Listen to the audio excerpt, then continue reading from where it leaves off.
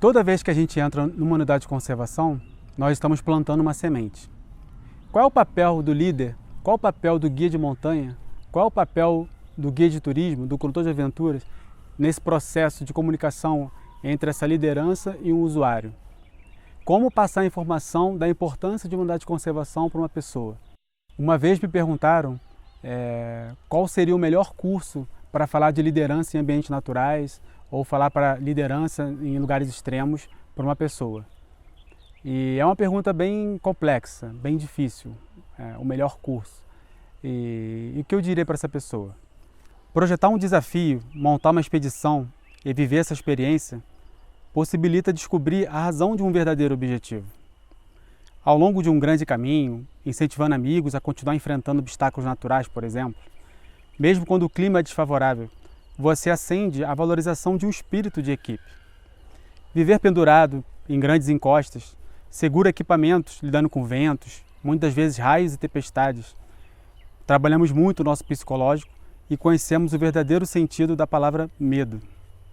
Chegar no alto de uma montanha e poder contemplar o pôr do sol, fica claro e natural o real significado da palavra paz.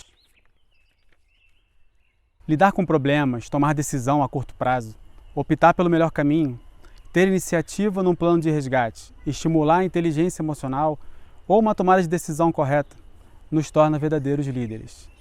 Essas são algumas respostas que encontramos quando percorremos grandes caminhos, grandes travessias e passamos por muito tempo na montanha. Então, quando me perguntam qual o melhor curso de liderança para esse tipo de atividade, eu digo que a resposta seria a experiência, é estar na montanha, passar muito tempo em lugares isolados, em lugares extremos, que nesse sentido a gente consegue trabalhar várias questões e a essência e o significado da liderança. E se eu fosse perguntar para vocês qual é a origem da liderança? De que época que é a liderança? Será que a liderança vem da Revolução Industrial? Será que a liderança é algo mais recente? Ou será que a liderança é algo mais antigo? De onde vem a liderança? Na verdade, ela vem da Mesopotâmia, há 4.000 anos atrás, antes de Cristo. Ela veio por uma questão de necessidade. A pessoa que tinha expertise de fazer uma ferramenta, por exemplo, a pessoa que era dona daquela ferramenta, ela acabava liderando aquele grupo. As pessoas confiavam naquela pessoa. A pessoa que conseguia construir uma casa ou tinha uma expertise em um determinado assunto, ela ia acabando agregando pessoas e formando líderes. Com isso, praticando bem para aquela região. Se a gente for abordar aqui tipos de liderança, a gente vai falar de uma liderança autocrática, uma liderança democrática e uma liderança liberal. A liderança autocrática, o nome já diz, muitas vezes a gente está conduzindo grupos ou grandes expedições, ou pode ser pequenas expedições, e às vezes a gente precisa ser autocrático, dependendo da situação. Então a gente está numa situação extrema, uma possível tempestade vindo, o líder ele tem noção do que aquela tempestade pode causar. Então muitas das vezes ele tem que ser autocrático, muitas vezes ele tem que dizer não, vamos fazer isso e ponto. Porque ele está pensando no futuro daquela expedição, está pensando naquelas pessoas que ele está sendo lideradas por ele. Então, o autocrático na questão da liderança ela é importante. Assim como o democrático. Muitas vezes você está numa expedição e você está numa situação que você pode escolher um caminho.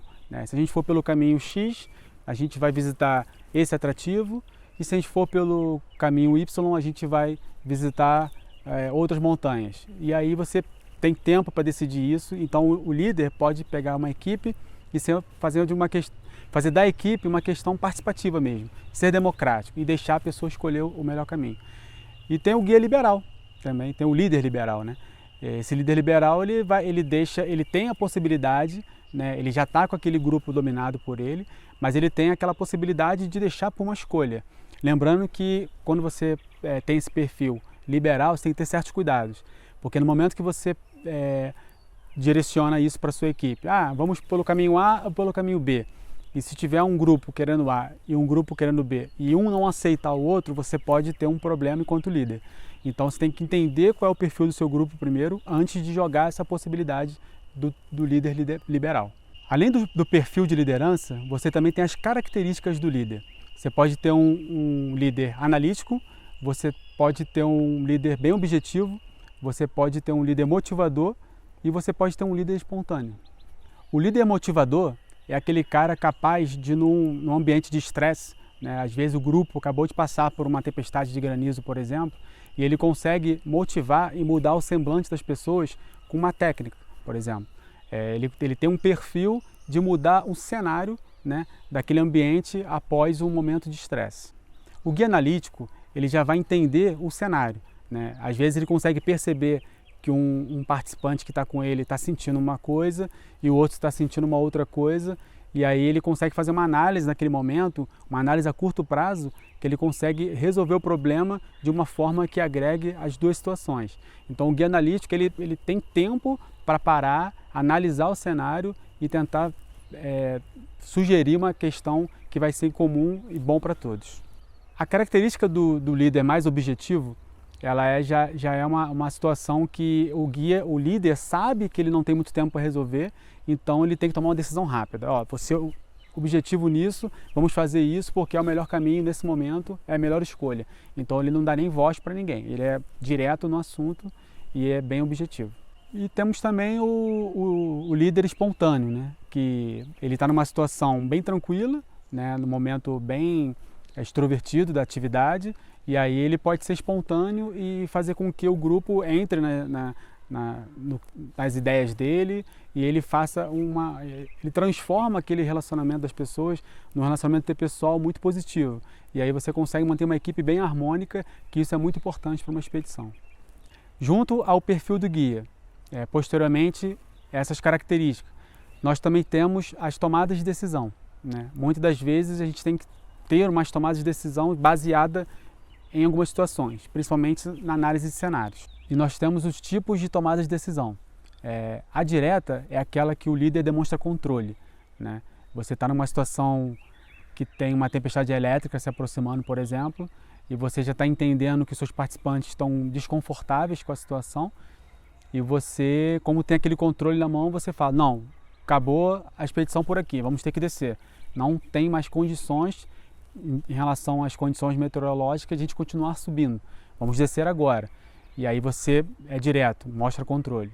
Temos também a consultiva, que é aquela que você tem espaço, tem um tempo para consultar as pessoas.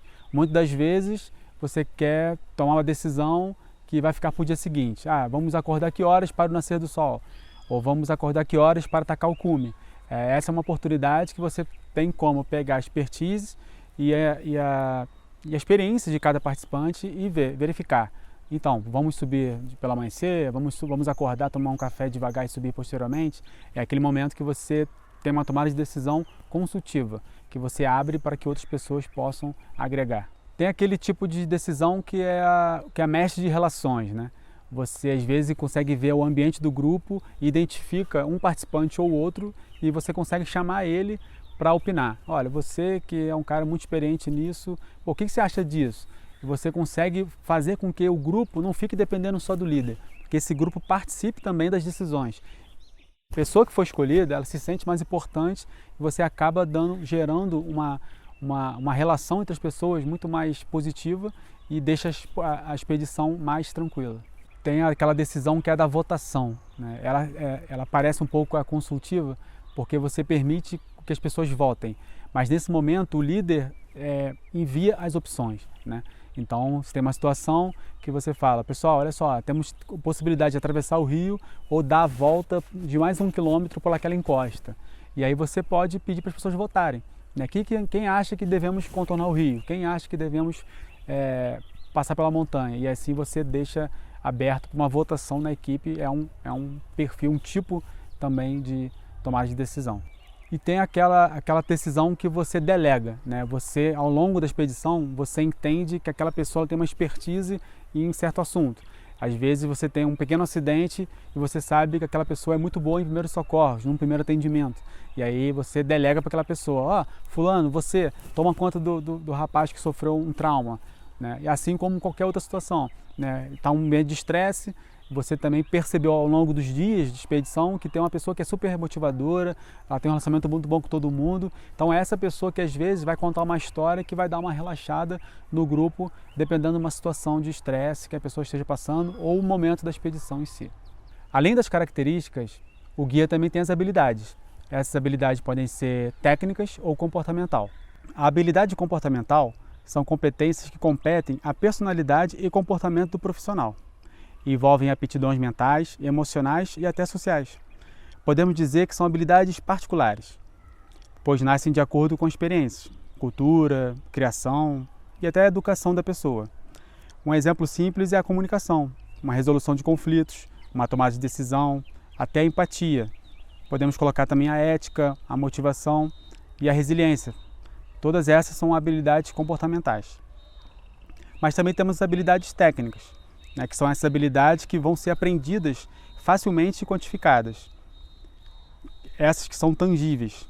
Você aprende em sala de aula, por exemplo, com livros, apostilas ou até mesmo num trabalho. Se eu trouxer aqui uns exemplos, seria uma programação de um projeto, escrita, um equipamento de segurança, por exemplo, a operação de uma máquina e até cuidados com a saúde. Vamos falar agora das etapas da liderança. Se eu fosse falar para você qual é a etapa da liderança mais importante, eu colocaria como planejamento.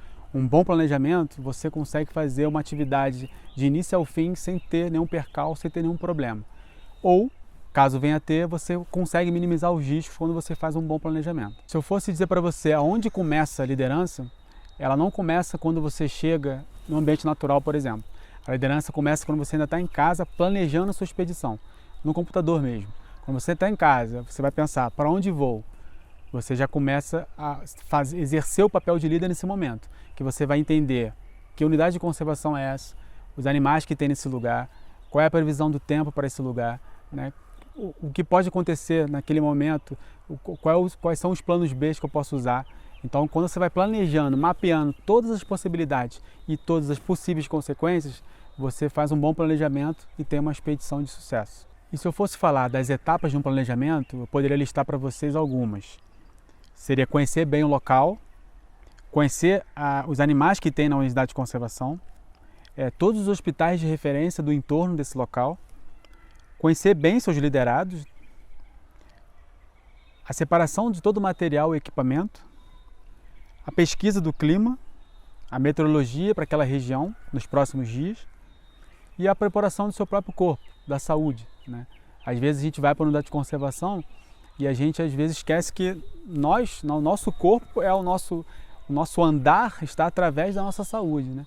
Então às vezes a gente pensa em verificar que animais tem lá, a gente pensa em ver as condições meteorológicas, como eu falei, e às vezes a gente esquece da nossa própria saúde. E a nossa saúde está em primeiro lugar. Então, primeiro você tem que fazer um check-up antes de fazer uma longa expedição, uma longa travessia. Uma outra etapa seria o objetivo, né? Você, quando traça uma expedição, você tem um objetivo. Muitas das vezes, esse objetivo é um atrativo. Então, às vezes, você vai fazer uma expedição para um cume de uma montanha. Você tem que lembrar que existe um atrativo principal, existe um foco, um desafio que é chegar no alto daquela montanha. Vou escalar um Makalu lá no Himalaia. O seu foco é chegar no Makalu, seu objetivo é chegar no Makalu, mas você tem que ter em mente que no fundo, o seu maior objetivo é chegar de novo com segurança na base da montanha. Então você não pode traçar uma expedição com foco apenas no seu atrativo principal, que nesse exemplo seria o Makalu. Na verdade você tem que retornar com segurança e chegar na base. Então você tem sempre que traçar seu objetivo contando com o início e a volta de sua expedição. A comunicação e o espírito de equipe também é fundamental. Você ter uma comunicação boa. Muitas vezes você está fazendo uma escalada ou muitas das vezes você está numa expedição que o grupo fica um pouco separado, dependendo das condições do tempo, dependendo do tipo de expedição. Alta montanha, por exemplo, é muito comum às vezes você se separar do grupo. Então você manter uma comunicação ou via rádio ou numa escalada que você tem uma situação que você está numa parede e você está muito acima do seu participante, você tem que ter meios de se comunicar para manter uma expedição, uma atividade mais segura. E manter o espírito de equipe também é importante. Muitas das vezes a gente está em situações, e aí se eu for falar de alta montanha, que você até pode ter visto pessoas que foram embora do seu lado, né?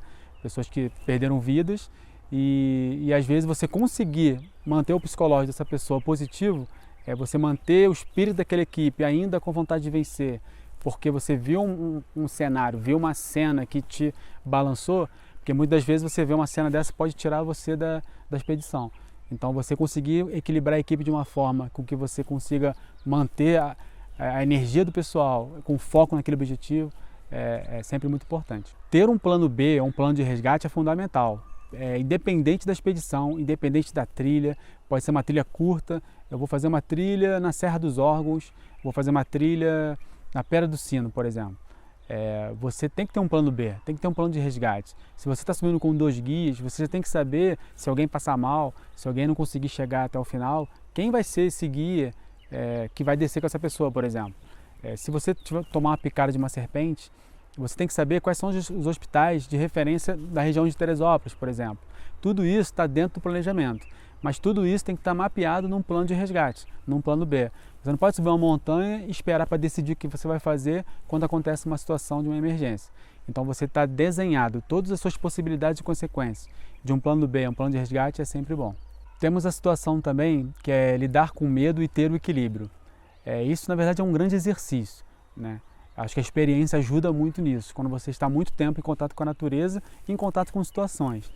Mas o medo ele tem um lado positivo e negativo. O lado positivo do medo é o que ele te trava numa situação extrema. Às vezes você quer cair uma avalanche numa determinada expedição, você quer continuar, mas o medo ele te dá uma travada. Pô, cai uma avalanche e ele pode até salvar uma vida. Mas por outro lado, o medo ele também pode te atrapalhar. Às vezes você tem ciência que aconteceu uma situação, mas que o medo, você sabe que você pode vencer aquele obstáculo e você sabe que você não tem como concluir aquela expedição naquele ano mais e o medo te atrapalha. Então saber lidar com medo é um exercício, não existe uma matemática, vamos dizer assim, ou um segredo, mas a experiência com o tempo vai te ensinando a trabalhar o seu medo. E temos também a gestão de conflitos, né? A gestão de conflitos ela é muito importante e ela é muito favorável para quem tem uma certa experiência na montanha, né? Porque você chega numa situação que às vezes o participante tem que acreditar naquela pessoa. A gente tem um exemplo aqui de um brasileiro que escalou o Everest e conquistaram a montanha e na descida com o seu Sherpa, eles encontraram a 8.000 metros um chinês que estava cego, né? Ele perdeu os óculos e ficou cego por conta da luz do gelo, né? E o brasileiro queria ajudar o chinês a conduzir, a voltar para a base, né? Só que o Sherpa falou, não tem como, ele está cego. E o brasileiro falou, não, eu vou ajudar ele sim, ele precisa de ajuda, a gente tem que descer com ele. E aí a experiência do nepalês, né, do Sherpa, ele precisou mostrar para o brasileiro a dificuldade que ia ser descer, remover, né, aquele chinês, a distância que eles tinham e o perigo e a vida deles que se colocaria em risco caso eles parassem para ajudar o chinês. E é uma decisão muito difícil você deixar uma vida na montanha, né? Então, mas depois que o brasileiro ouviu do Sherpa a gravidade de você parar para ajudar aquele chinês, ele percebeu, talvez fiquem os 3 por aqui. Então, o brasileiro atendeu o Sherpa e eles tiveram que deixar uma vida lá em cima, a 8.000 metros de altitude, não tinha muito realmente o que fazer, e eles desceram e foi o nepalês teve que trabalhar a gestão de conflitos porque o brasileiro também tinha uma experiência gigante na montanha. Só que ele mostrou que realmente ali era uma questão de escolha e eles tiveram que fazer a escolha correta. Nós temos também a técnica, né? A questão da técnica é muito importante. A gente teve um acidente aqui no Rio de Janeiro, no Pão de Açúcar, uma montanha muito famosa, que um brasileiro estava escalando e por conta de um problema que teve num cabo ele sofreu uma queda. Nessa queda ele ficou, enfim, ele foi batendo, mas ele estava numa escalada com uma outra pessoa, né, que ficou pendurada após a queda dele. Infelizmente esse brasileiro ele não sobreviveu, né, mas a menina que estava com ele entrou no estado de choque. Mas nós tínhamos outros amigos que estavam escalando a mesma montanha, só que em outras vias. Então esses amigos puderam usar a técnica de descida, né, da escalada, que é o rapel, foram rapelando até essa menina e fez um primeiro atendimento ali, que nesse primeiro momento foi de tentar confortar a pessoa, que estava num momento super de estresse, porque viu outra pessoa caindo do lado dela, não sabia ainda a realidade do que tinha acontecido, e esse escalador ele teve que usar bastante a técnica dele para desescalar, né, para chegar até a pessoa, porque onde ele estava numa situação também bem complicada, e ele conseguiu, depois de muita paciência, porque a pessoa estava num estresse gigantesco, com razão, e ter muita paciência para lidar com não só a técnica da descida, como uma técnica de abordagem na hora de conversar com uma pessoa e conseguir retirar e acalmar ela até que chegasse os bombeiros. Outra questão muito importante também é a inteligência emocional e a resiliência, né? Acho que eles trabalham um pouco juntos nessa questão da adaptação, né? Você viver, passar por tempestades elétricas, chuvas de granizo, e você conseguir mudar ali não só o seu comportamento como o seu grupo, né? Então às vezes você está no verão, né, aquele sol escaldante, aquele clima perfeito, e de repente se forma, como por exemplo na Serra dos Órgãos, que é muito tradicional, se forma aquela nuvem negra e vem aquela tempestade elétrica ensurdecedora, que você consegue escutar o laser cortando o céu, aquele monte de raios caindo, e o cenário muda completamente, né? Você tem no momento que estava uma paz total, uma paz contemplativa, e em meia hora o cenário muda, né? Em meia hora vem aquelas nuvens negras e você tem que trabalhar a sua resiliência, tentar fazer com que as pessoas fiquem tranquilas, porque às vezes muda o cenário e você não consegue ter controle do seu grupo. Então é muito importante na montanha você treinar isso e viver essas experiências também. Às vezes a pessoa quer ir para a montanha, não quero nunca pegar uma tempestade elétrica, não quero nunca pegar uma tempestade de granizo.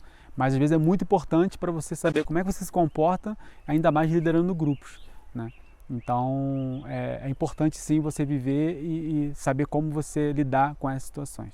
E tem também a questão da orientação, né? Essa orientação que eu coloco aqui não é uma orientação de navegação com GPS, por exemplo, com esses instrumentos mais atuais e tecnológicos. É mais uma orientação visual, né? É mais uma memória fotográfica.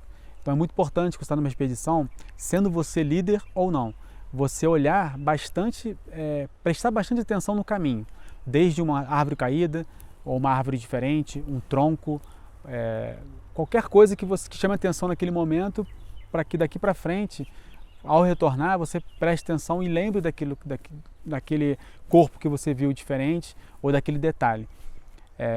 Na orientação a gente tem umas situações que a gente está numa trilha, por exemplo, e você tem que ter o costume de a cada 5, 3 minutos olhar para trás, para você ver o cenário ao contrário. Principalmente quando você fala de biomas, vamos trabalhar aqui a Mata Atlântica, por exemplo, que é um tipo de floresta que é muito parecido uma com a outra. Então às vezes você está numa trilha e aí quando você volta você acha que está na mesma trilha e você já está em outra. Então tem uns detalhes, por exemplo, na orientação, quando você está caminhando, você esporadicamente é importante que você olhe para trás, umas 3 vezes, a cada 3 minutos você olha para trás, para você enxergar o cenário. Existem situações que você passa por uma trilha que vem numa diagonal, né? Ela vem meio que diagonal assim e você não percebe. Quando você passa, né, e ao retornar você vê 2, porque você não viu essa diagonal. E aí você acha que está perdido, porque mas não passei por aqui, aí você volta. Aí quando você volta, mas eu estive aqui, e aí você está já no meio de uma situação que você não tem mais controle. Aí você se perde. Se eu for falar para vocês de alguns cuidados aí mais na questão de fauna, né, e aí eu falo de todos dos biomas, de todas as categorias do snook, né, aí falando mais de Brasil, né, ou até do mundo, eu colocaria vocês com muita atenção em relação às abelhas, né? Recentemente as abelhas foram colocadas aí como o animal mais importante do planeta. Mas por outro lado, dentro dos biomas, e você próximo a uma colmeia, você está diante de um dos animais mais perigosos também do mundo, né? Por quê? Por conta do ataque. Independente de você ter alergia ou não. Lógico, um alérgico já é convidativo ao óbito, né? Mas o que não é alérgico, ele também tem um risco muito grande. Então a abelha você não tem como fugir. É muito difícil você conseguir fugir de um ataque de abelhas. Você pode passar próximo a uma colmeia, em defesa você tomar 1 ou 2 picadas e conseguir fugir. Você consegue. Mas em situações que você já está muito próximo de uma colmeia e que elas percebam que você é uma ameaça, elas têm um poder de comunicação muito grande e um ataque delas dificilmente você consegue escapar. A gente tem 3 amigos assim bem próximos que foram embora por abelhas, né? Se foi assim, azar mesmo, um cortando, abrindo caminho, sem querer cortou uma colmeia, ele estava muito em cima da colmeia e foi embora. Nós temos outro escalando, que chegou num platô e deu de cara com uma colmeia, não deu tempo nem de preparar equipamento para descer, né? Então também ficou por lá. Então a gente pode fazer o quê? Minimizar os riscos, né? Primeiro é entender onde você está entrando, né? Ó, esse é um lugar que é possível encontrar colmeia de abelha, é uma época que você tem, que você pode encontrar. Você pode minimizar com roupas, né? É importante você usar roupas claras, né? Num possível ataque, teoricamente as abelhas não focam muito em roupas claras, atrapalham um pouco a visão delas. Por outro lado, para a montanha a gente pede sempre para usar roupas coloridas, né? Para você ser visto numa situação de resgate, e você tem que tentar trabalhar com isso, um equilíbrio disso. Outra coisa importante também é você, no momento do ataque, você tentar fugir por trilhas virgens, né?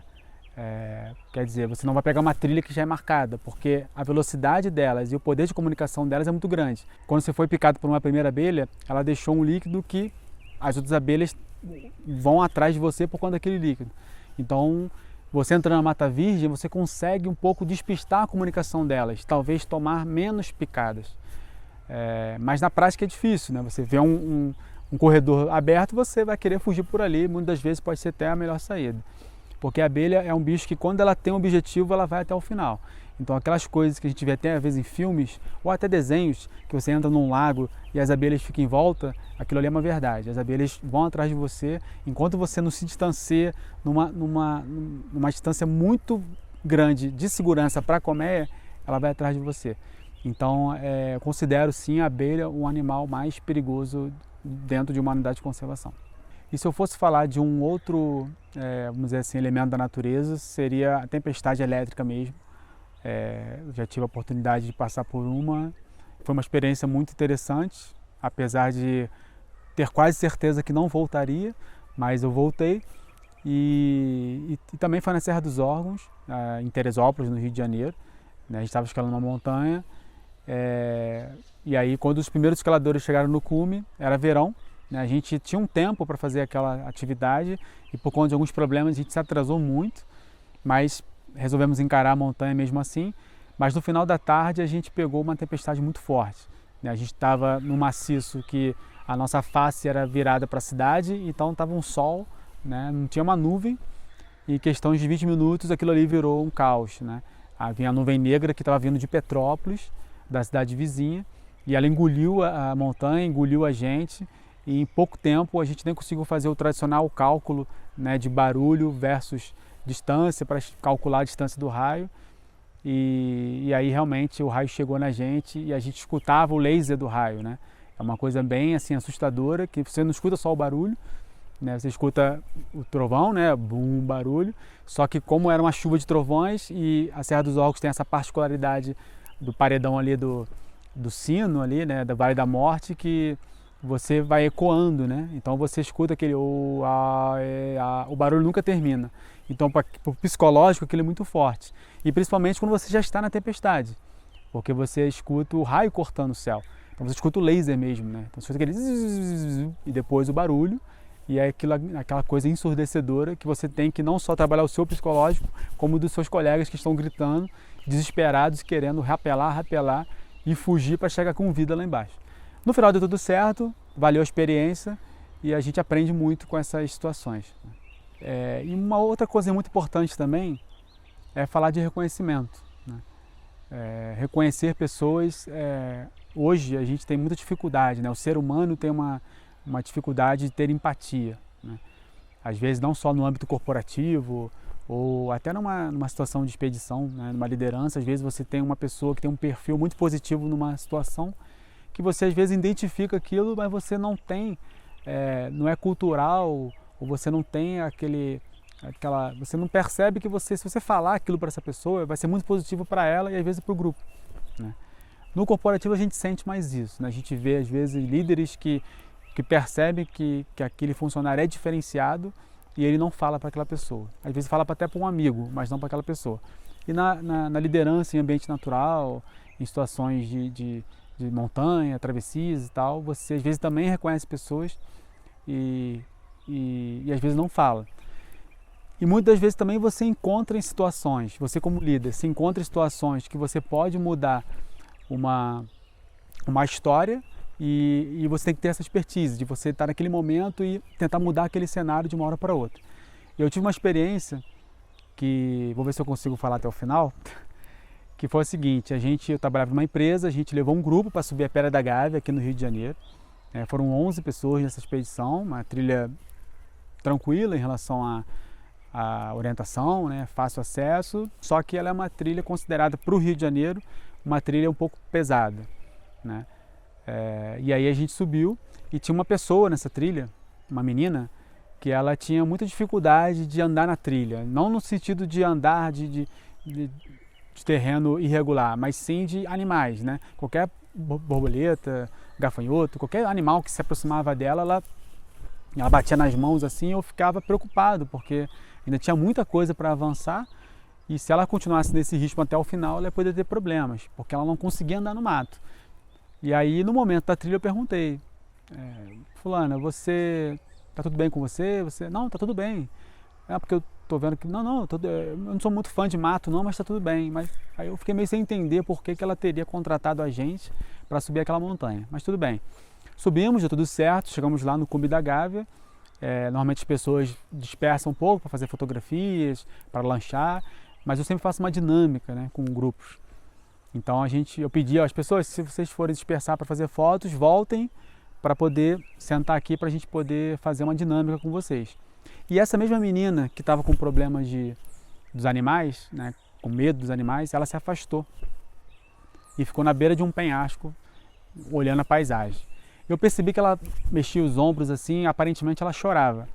Eu fiquei meio preocupado com aquilo, me aproximei dela e falei: fulana, tá tudo bem com você?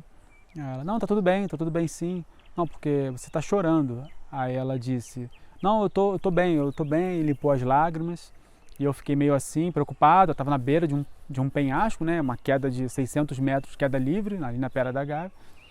E aí eu falei: olha, daqui a pouco vai ter uma dinâmica lá, eu queria que você voltasse lá para conversar com a gente, depois tirar umas fotos e a gente descer.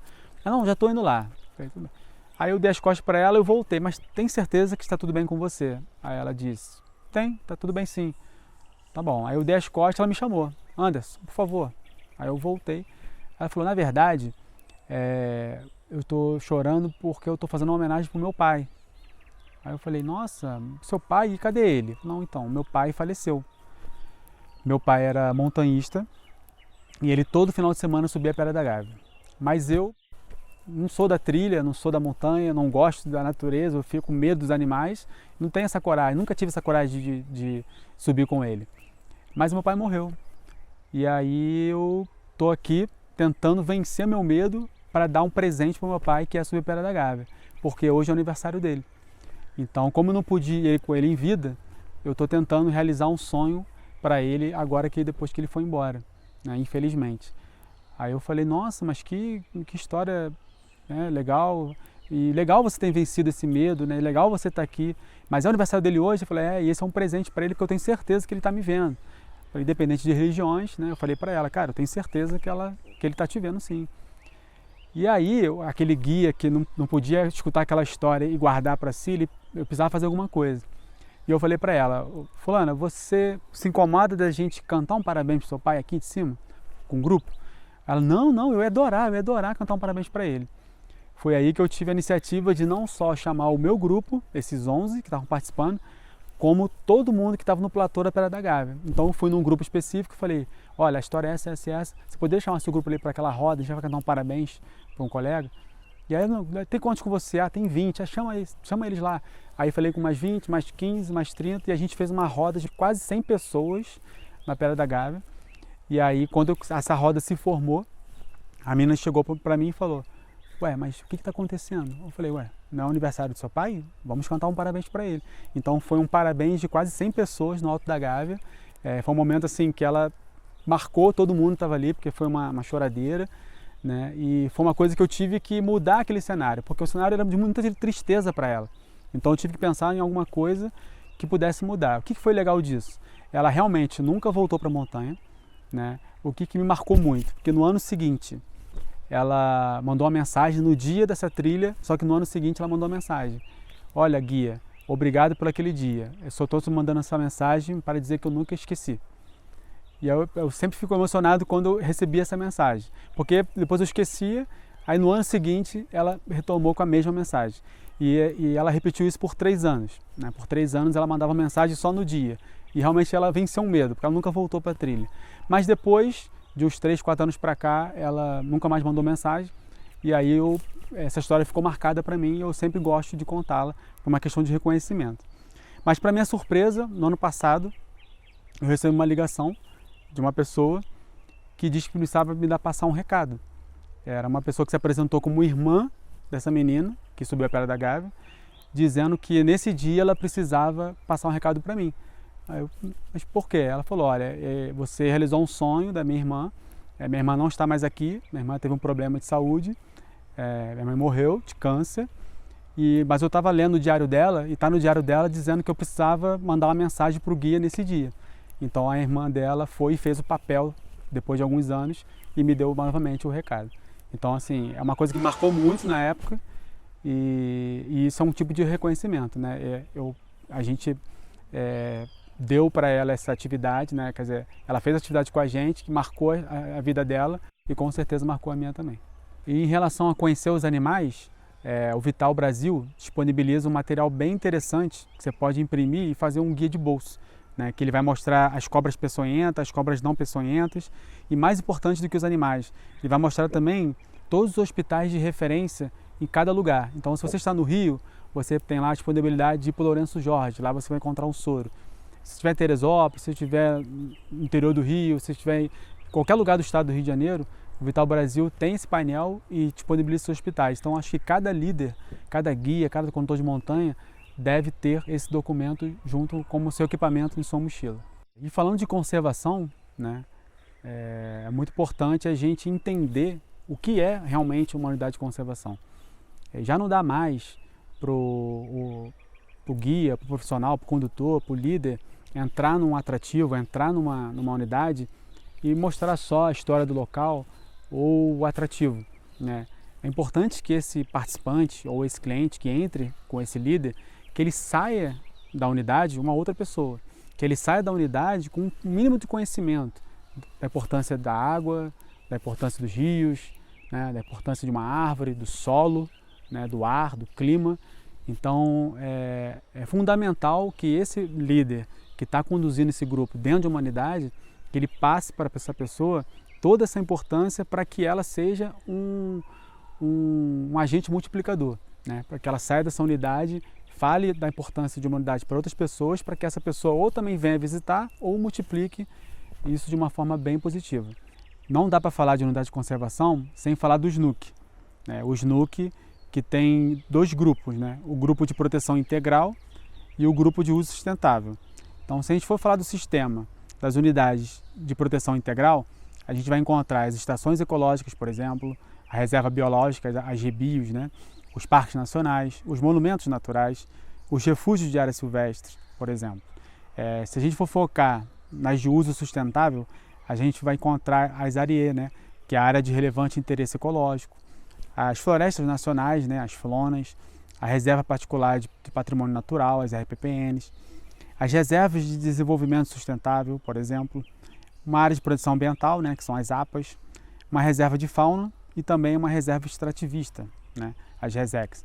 Dentro dessas categorias, é importante que esse líder, quando entre num espaço como esse, que ele passe essa informação, esse conhecimento e qual é o papel de cada unidade, né? Por que existe aquela unidade e o que você leva para casa quando você entra numa unidade como essa. E quando você já está dentro dessa unidade, quando você já está andando, já pisou, já está com o pé no solo, né? O detalhe, né, a interpretação ambiental nesse momento ela é fundamental. Não só a interpretação de todo o contexto da unidade, e sim como os detalhes que você vê numa trilha.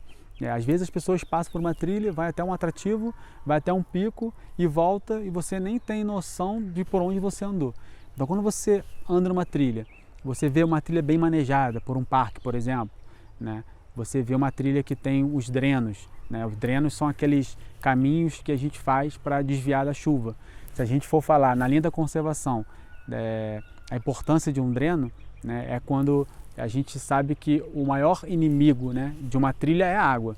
Se a gente for listar, né, de 1 a 8 é a água. Depois vem a gravidade, o homem, mas é importante a gente tirar a água de uma trilha. Uma trilha autossustentável, ela tem uma inclinação, né? Ela tem uma porcentagem de 45% ou 10%, 5%, dependendo da lateralidade. Então você consegue fazer uma trilha autossustentável. Qual o objetivo disso? É você tirar sempre a água da trilha. Uma água, quando vem na trilha, vem de uma encosta, ela tem que chegar na trilha e sair da trilha. Se ela permanece na trilha por algum motivo, você tem esse plano B, que seria o dreno. Né? Você faz o dreno igual aqueles drenos que a gente encontra em estradas. Então você faz o dreno para escoamento de água. Né? E existem vários níveis dessa conservação. Então quando você faz uma escada, por exemplo, já é um nível avançado. Você já tentou fazer outras coisas e não conseguiu. Então você bota uma escada. Por que tem uma escada em uma trilha? É para facilitar o caminhante? Não, não é para facilitar o caminhante. Uma escada é para você diminuir a velocidade da água. Então quando você tem uma escada, né, a água vem com uma velocidade porque a trilha tem uma inclinação desfavorável, então ela corre muito rapidamente na trilha, isso facilita o processo de erosão, e quando você bota uma escada, você diminui a velocidade dessa água. Então diminuindo a velocidade dessa água, você mantém aquela trilha também conservada e muitas vezes sustentável. A gente também consegue fazer uns nivelamentos de trilha, onde a gente consegue colocar uma estrutura de madeira, né, que a gente consegue nivelar a trilha, deixar no 5% para que a água passe, e você consegue manter aquela trilha viva. Né? Porque uma vez uma trilha não conservada, ela entra num processo de erosão, né? Você vai ficando dentro de um verdadeiro buraco. Quando você está numa trilha que você tem umas canaletas grandes dos dois lados, você está numa trilha condenada. Então você sempre tem que tentar fazer uma intervenção e mudar o traçado daquela trilha. Né? Fazer toda uma intervenção com geoprocessamento, em curvas de nível, e você mudar. Então você tomar conta das trilhas e fazer a conservação delas é fundamental para você manter o parque, manter um atrativo bem visitado, né? Até para atender um uso público daquela unidade. Então, pessoal, não basta só você liderar e ter uma característica de um líder, mas você também tem que saber um pouco da unidade de conservação, saber aonde você está indo e poder passar essa consciência ambiental para as pessoas que estão com você. Então é fundamental conhecer bastante a região, como citado anteriormente, conhecer os animais, conhecer as regras do parque, o que você pode fazer e passar essa informação de uma forma que a pessoa que está com você, ela saia daqui uma pessoa com um conhecimento muito maior e com uma cabeça voltada para o meio ambiente e para a proteção desse meio que a gente vive, que é a natureza.